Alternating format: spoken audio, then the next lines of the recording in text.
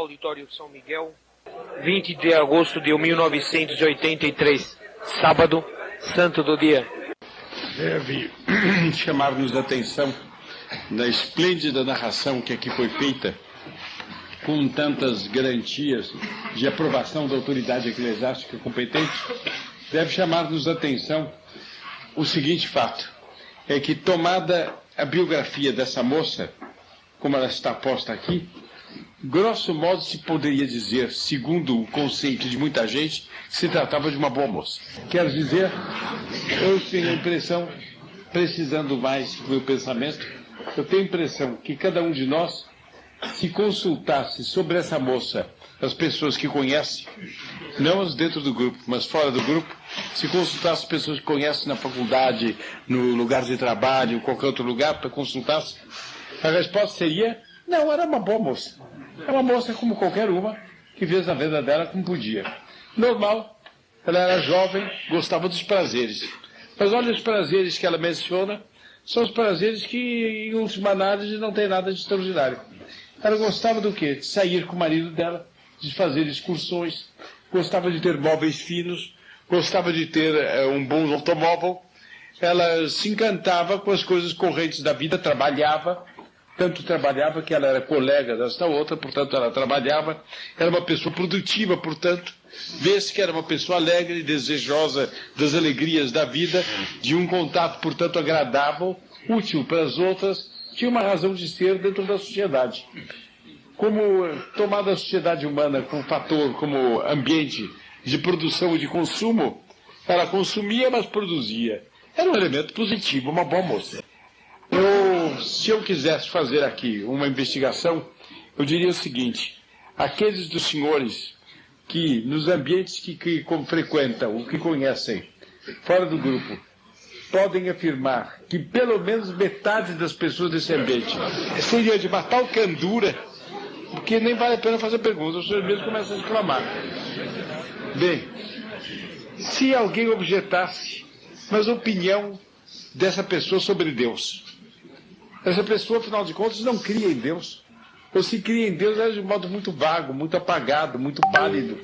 Ela não tinha verdadeira fé. Ela passava diante do Santíssimo Sacramento e fazia uma pequena vênia apenas porque não acreditava na presença real. Ora, ela era católica. E se ela chegou a perder a fé, cometeu o mais atroz dos pecados. Porque perder a fé é a virtude raiz de todas as outras virtudes. Quem perde a fé, perde todo o edifício das virtudes, a árvore das virtudes da sua raiz. Como pode conservar qualquer coisa? Uma pessoa que perdeu a fé, nunca a perde sem culpa própria. Perder a fé é necessariamente um pecado. Não é por um equívoco intelectual, não é por um raciocínio mal feito. Poderia ser que a pessoa raciocinasse mal a respeito da fé. Como todo homem é falível, e pode enganar-se em qualquer matéria, pode enganar-se também em matéria religiosa. E, portanto, um homem poderia, em tese, cair em pecado, quer dizer, perder a fé sem cair em pecado.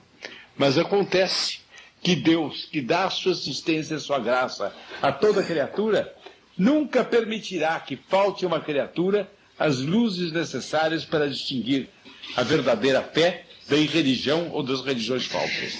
De maneira que não tem dúvida que esta assistência da graça assegura a pessoa a certeza de escolher a verdadeira religião.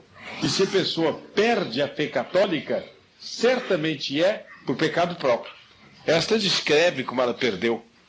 Vocês vão ver a descrição de como ela perdeu.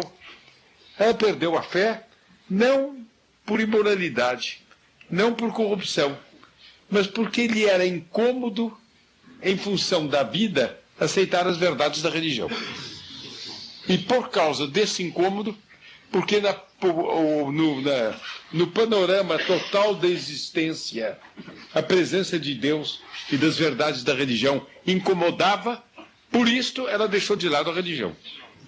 Ou seja, ela não pôs de lado Deus porque ela duvidasse de Deus, ela pôs de lado Deus porque Deus era importuno.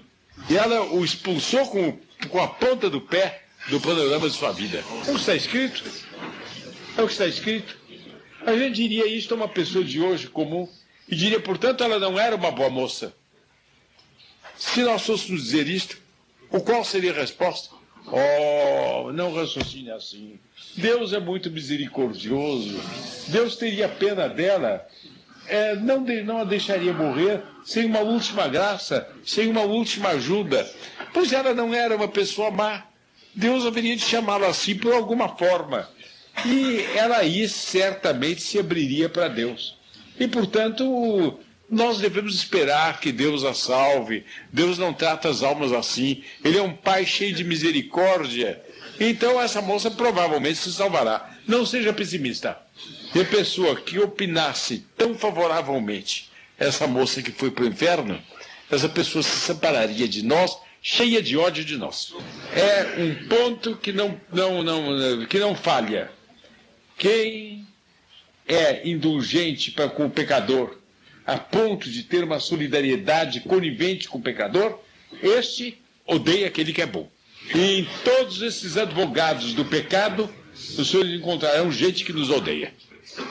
Essa moça realmente não foi objeto de uma última graça? Foi. Mas em que condições? Em que condições ela foi objeto dessa última graça? Ela foi nessas condições.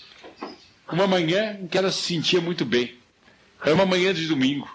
O dia estava muito bonito, particularmente atraente. O ídolo dela, o prazer de viver, o prazer da excursão de automóvel com o marido, não o prazer, portanto, diretamente do pecado, mas o prazer da vida enquanto vida, dar aos sentidos a oportunidade de se deliciarem e com isso trazerem alguma alegria para a alma.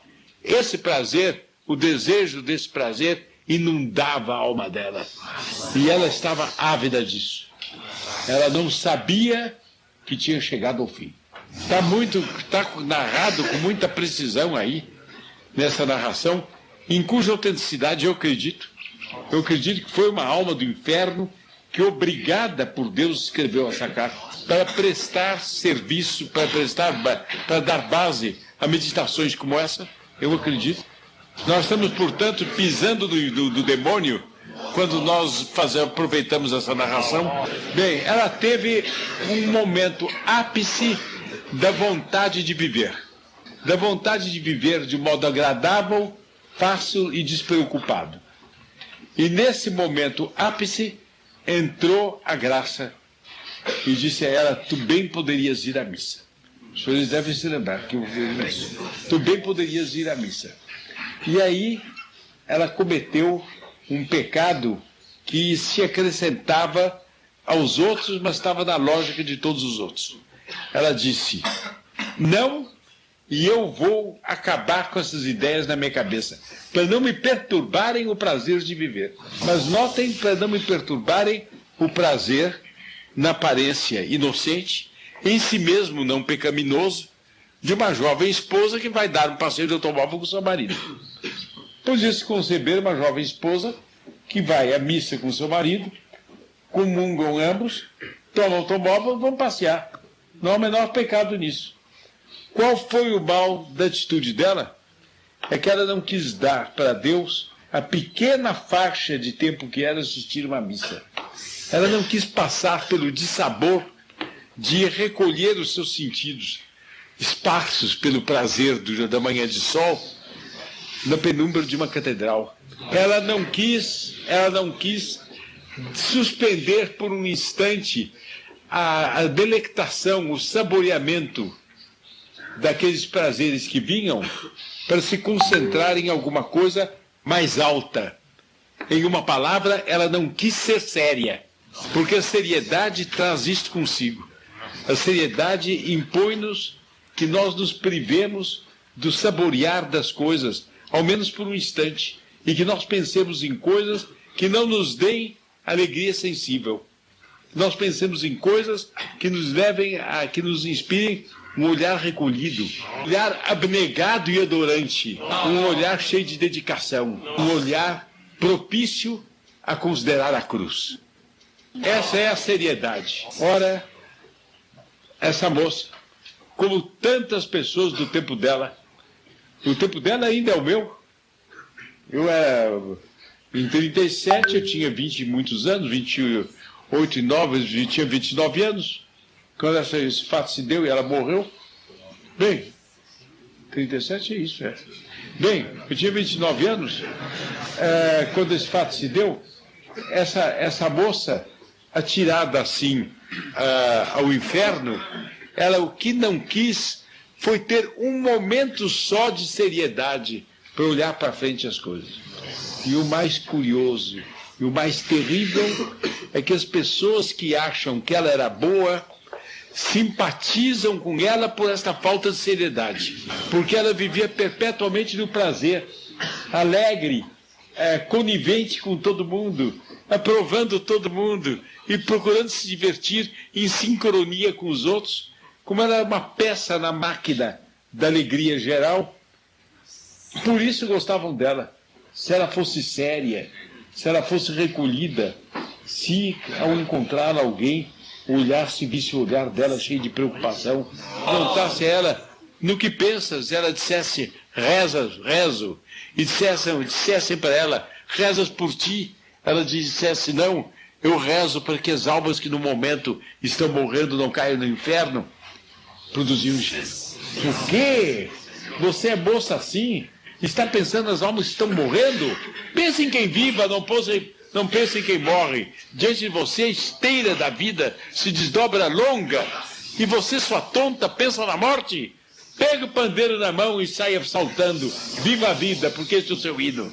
Tu me perturbas com teu pensamento. Ainda mais se teu pensamento é para os que morrem e podem cair no inferno. Mas o inferno, simplesmente esta reflexão, me cresta todas as apetências de diversão e de leviandade, de frivolidade, que fazem a alegria de minha vida. Eu não posso suportar isto, eu detesto isto. Eu não quero mais me encontrar com você.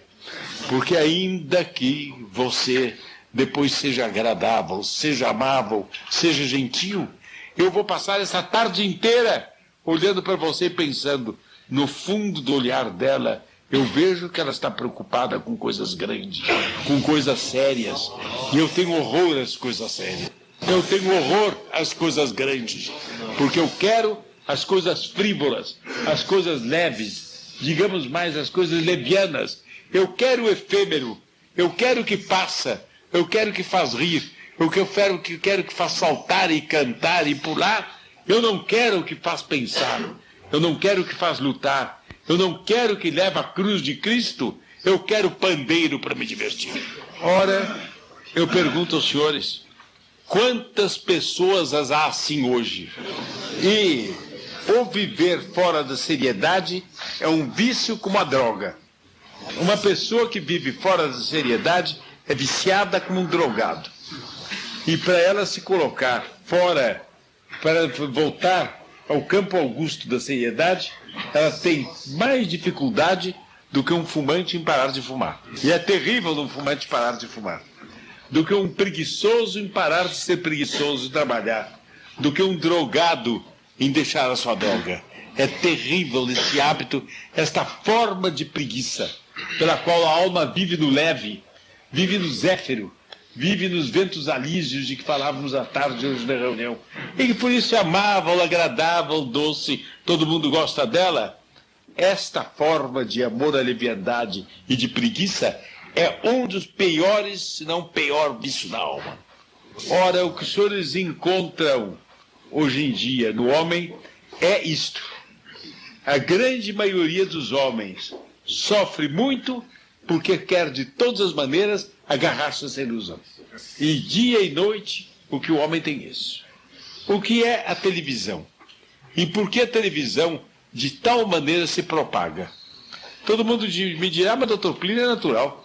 A televisão leva para dentro de casa aspectos todos da vida, 1000 notícias a respeito da vida.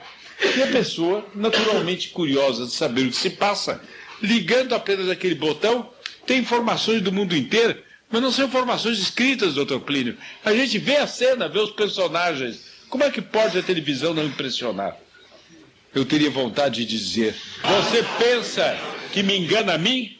Me olhe dentro dos olhos e responda. Se a televisão desse a realidade total, e se ela descrevesse ao par de todos os aspectos por onde a vida é agradável, ela descrevesse os aspectos da morte e houvesse uma hora dos agonizantes na televisão, gente morrendo, e alguém ligar essa televisão, a TV Morte. Agora eu quero saber, a morte faz ou não faz parte da realidade total? A TV Morte, a TV Dor.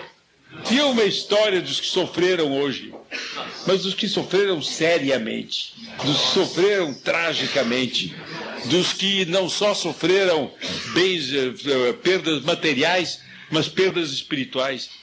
Filma a história daquela mãe que hoje viu pela primeira vez a filha prevaricar e que passou o dia chorando aos pés do crucifixo ou de uma imagem de Nossa Senhora. Filme a história daquela esposa fiel que o marido abandonou e que ficou carregada de filhos em casa e que não sabe como resolver o caso deles. Filme a história daquele outro amigo que tinha um bom amigo que o abandonou cheio de desprezo porque era um amigo monótono, era um amigo que não ia para a perdição e se jogou nas rodas da perdição. Filme a história de todos aqueles que são bons e que são perseguidos porque são bons. Isso não faz parte da realidade total? Entretanto, se a TV desse isto, quem iria ver a TV? A TV Inferno. Eu pergunto, quem iria vê-la?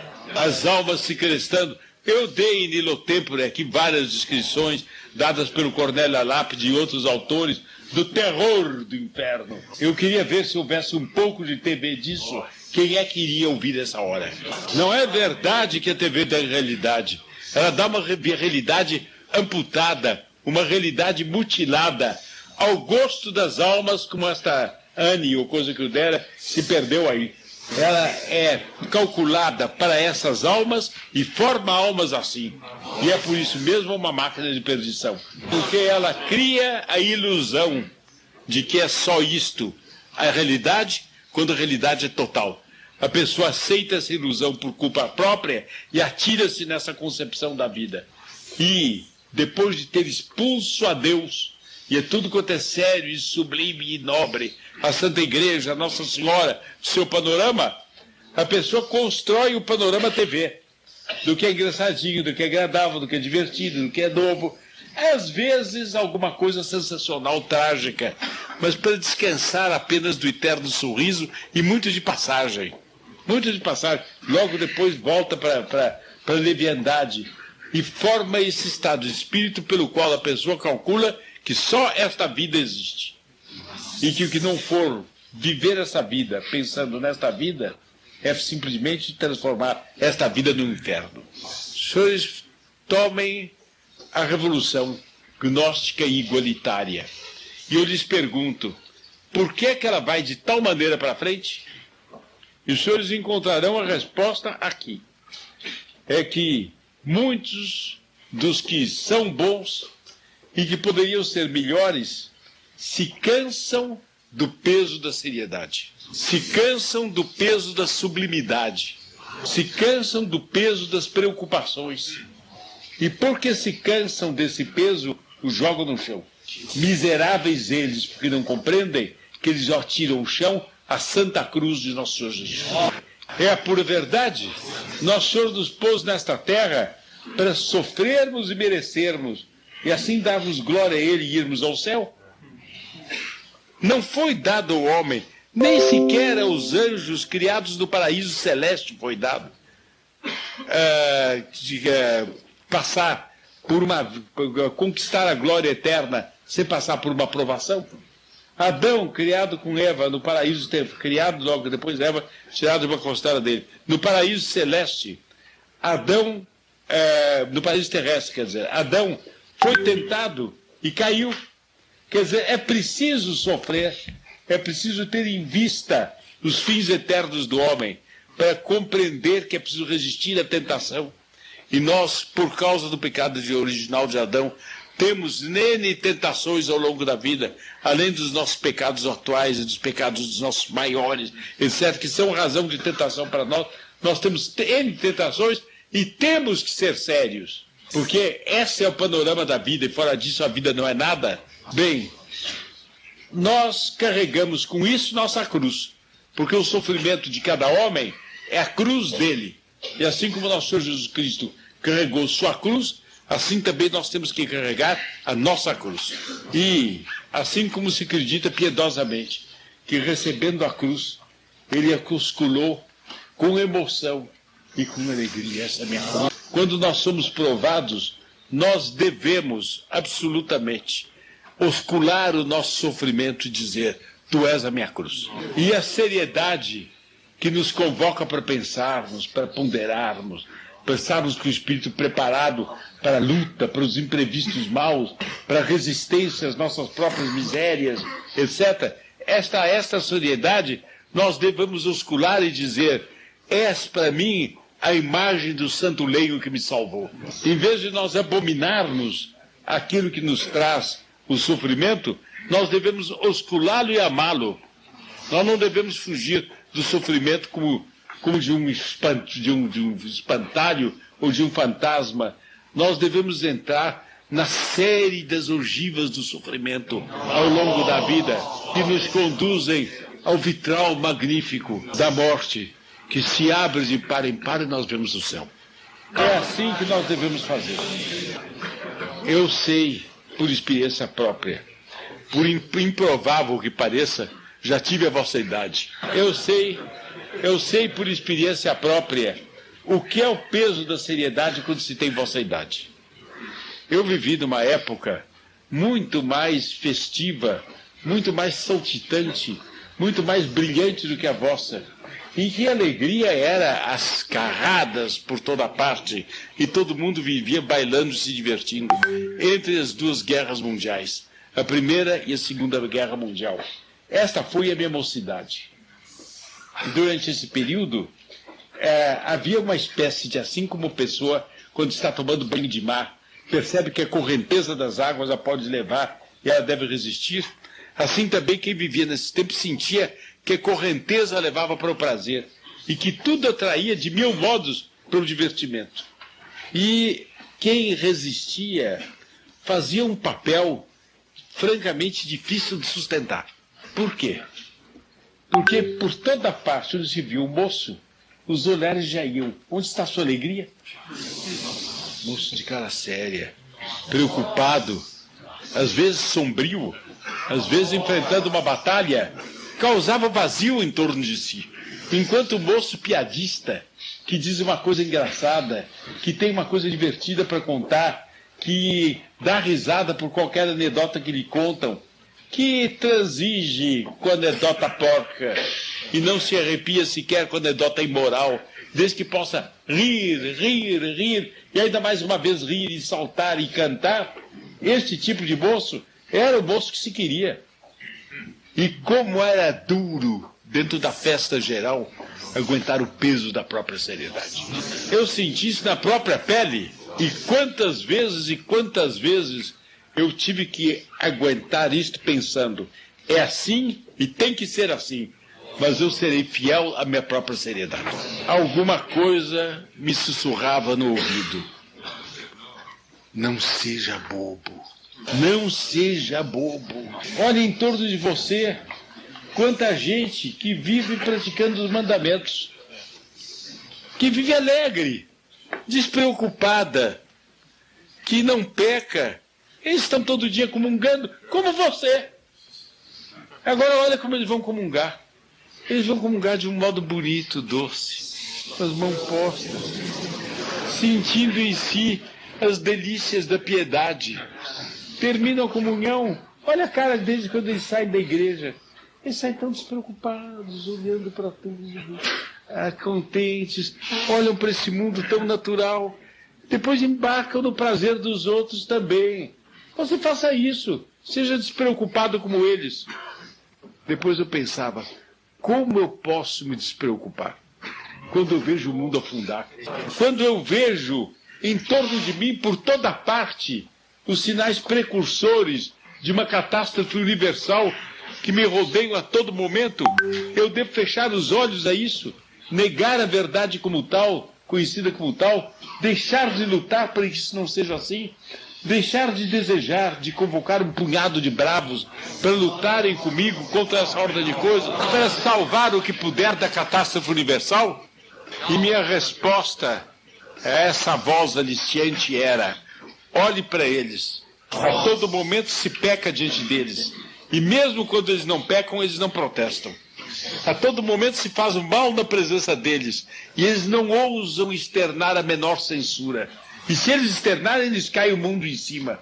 Porque não se permite que uma pessoa seja assim. Olhe para eles. Pense um pouco neles. Eles não pecam, é verdade. Durante quanto tempo não pecarão? Quantos e quantos desses eu fui vendo se afastarem dos sacramentos no decurso da vida? Ao longo das várias crises, ora conhecendo tal moça e se casando com uma moça com quem não deviam, ora se engajando em compromissos para fazer carreira, ora isto, ora aquilo, foram se dispersando tantos e tantos ao longo da vida. No momento em que eu os vi, eles praticavam frequentavam os sacramentos. Eu creio que praticavam os mandamentos. Praticavam na superfície, mas a sua alma não era vigilante. E onde o homem não é vigilante, ganha batalha o demônio. E para ser vigilante é preciso ser sério. Esse flagelo, este calvário da seriedade, contra ele peca o mundo contemporâneo e procura toda hora arrastar os senhores para isso também. E eu vejo aqui, tenho alegria de ver, de me ver cercado aqui de eremitas, são os que estão mais próximos de mim.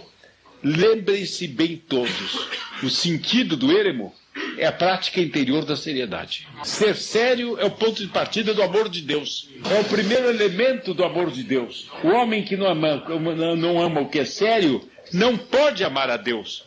Pois se Deus é infinitamente sério, como é que se pode amar a Deus quando não se ama o que é sério? Deus é a própria seriedade. E, por causa disso, aquela moça afastou. Não quero. E fez a resolução, está muito finamente dita ali, ela tomou a resolução: eu definitivamente expulsarei de minha alma esses pensamentos. Quer dizer, ela cometeu um pecado que foi de cerrar a sua alma para Deus naquela hora. E a maneira dos judeus que disseram: caia sobre nós o sangue deles, sobre nós os nossos filhos, ela disse: eu assumo as responsabilidades do ato que eu estou tomando. Ela trancou para Deus as portas de sua alma e entrou no automóvel sorrindo. A manhã estava bonita, a estrada asfaltada, o marido de bom humor, o dia agradável, o domingo estava diante deles. Foram andando. Anoiteceu, acenderam-se as luzes. E quando se acenderam as luzes no caminho, o ponteiro da morte acendeu. E ela não sabia. Coisa mais banal, o marido acendeu as luzes do automóvel dele. Quem sabe se foi ela que pediu? Acenda a luz, já está na hora, ele acendeu. Veio um automóvel em toda velocidade em sentido contrário. Pam! Trombada. Acabou. E quem apareceu diante dela? A seriedade. A vista de Deus, firmando-se nela com uma intensidade infinitamente superior à intensidade do farolete que aturdiram o marido dela. E ela se sentiu julgada. Toda a vida dela passou diante dela. Em instantes, ela percebeu uma dor tremenda de lado. Morreu. Está aí Deus.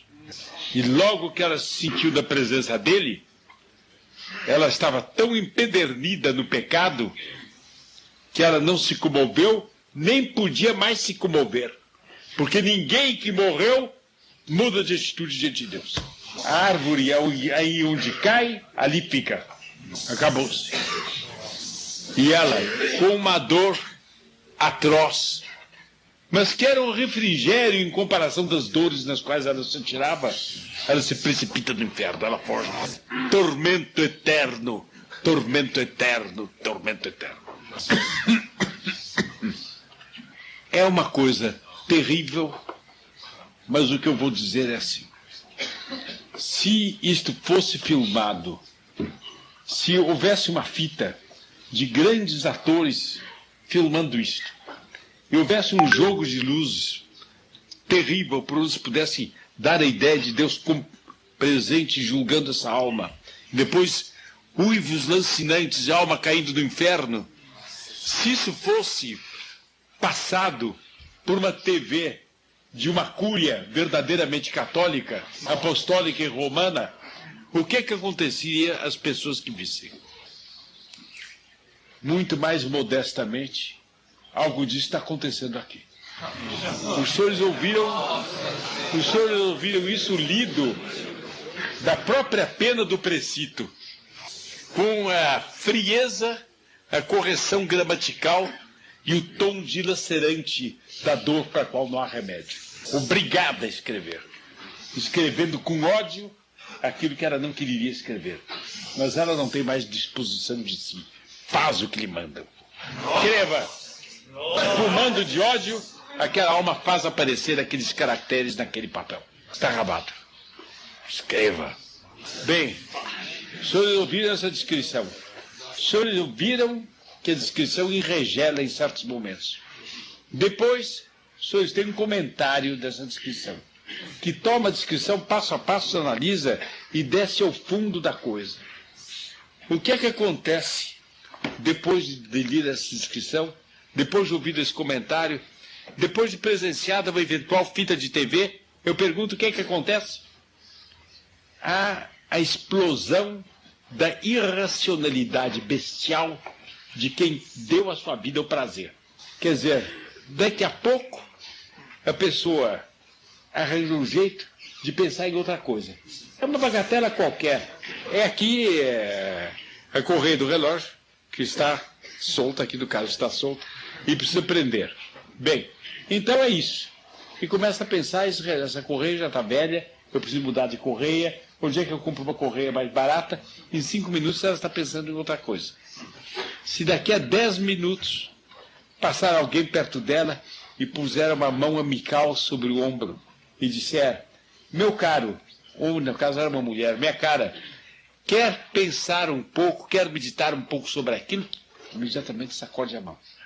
Não, isso eu penso depois. E depois não pensa mais. Irracionalmente, só porque não gosta, bestialmente expulsa a verdade do seu campo de visão, porque é incômodo. Ora, essa verdade que assim lhe aparece, não é uma verdade como a da geometria ou da álgebra. É uma verdade que vem apresentada pela graça. Quer dizer, é Deus que do mais alto do céu favorece a alma com uma graça especial. A graça é uma participação criada na vida incriada de Deus. Deus favorece a alma com uma graça especial para que a alma receba isso, para que a alma se modifique. E na hora que a pessoa expulsa a companhia de quem quer falar sobre isso, ela está expulsando a graça de Deus. E essa é a loucura que ela faz. Os senhores compreendem a malícia que entra numa coisa dessa. E como a pessoa peca de novo quando ela sai de uma reunião dessas e se mete na frivolidade. Bem, qual é o fruto concreto que nós vamos tirar do que eu vou dizer aqui? Os senhores me dirão, um rapaz da TFP deu sua alma à seriedade. E, portanto, ele não precisa dos conselhos que o senhor está... Como isso seria uma ilusão funesta e até ridícula, roçando pela idiotice. Pensar desse modo. O hábito de ser não sério, eu já disse, é uma maconha. E por mais que o indivíduo saiba que maconha é nociva, por mais que o médico lhe tenha demonstrado, se ele tomou o hábito da maconha, de vez em quando ele deixou, de vez em quando o hábito lhe volta. Ele volta irracionalmente, porque ele quer tomar maconha. E é preciso, nesta hora, fazer um ato de racionalidade. Aí fica, meus caros, uma sugestão.